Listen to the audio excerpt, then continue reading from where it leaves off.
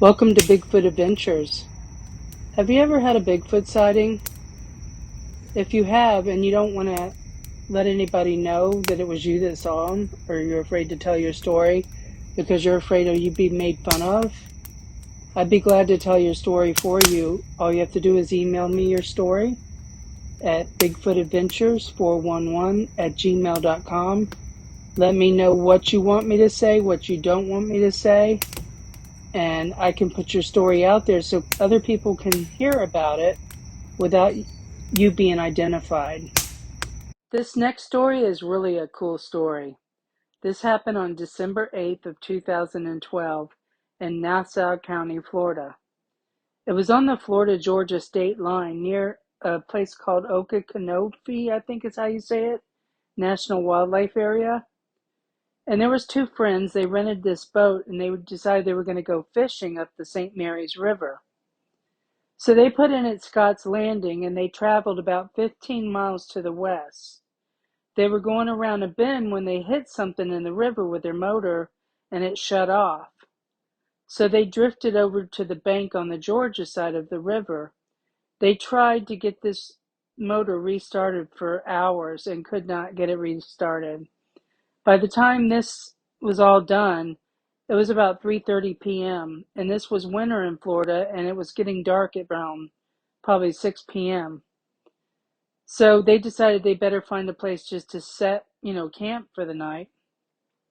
Well, they looked down the river and they saw an old abandoned fish camp. So they decided they were going to pull over at the fish camp and just camp there.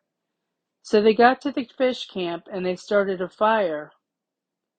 They built this fire and they were sitting around by the fire and talking and having a good time. And around 2:30 a.m., they started hearing something moving through the woods from far off. He said he could tell it was moving closer to them because it was breaking branches and snapping twigs and crushing leaves, and they were getting louder and louder as it kept moving. When this animal got to the side of the river's edge across from them, they could hear it grunting and growling and stomping on the ground. It was real loud with a deep bass thud. He got up and walked down to the river and shined a light to the opposite bank. He could see it moving and then it stepped out and stared at him. He said the eyes on it were like red when he shined his flashlight on it. And he said he saw shoulders and he saw like a cone-shaped head, and it was about 7.5 feet tall and walked like a man. He said this thing freaked him out.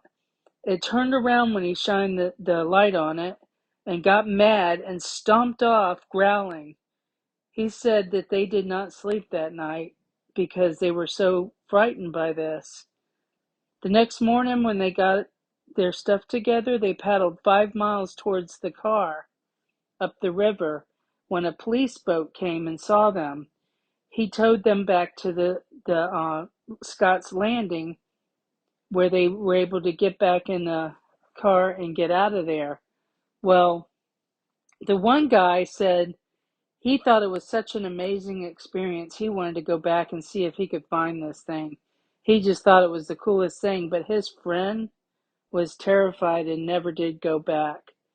I find this story very fascinating because it's a remote area, and if you look at this map, there's nothing for a while. Now, there is some houses kind of near there, but they're remote. They're out there. So I think this is a really cool story, and I wanted to share it. I hope you're enjoying my stories. I appreciate you watching and liking and subscribing to my channel. And if you like this, please subscribe. Thanks for watching.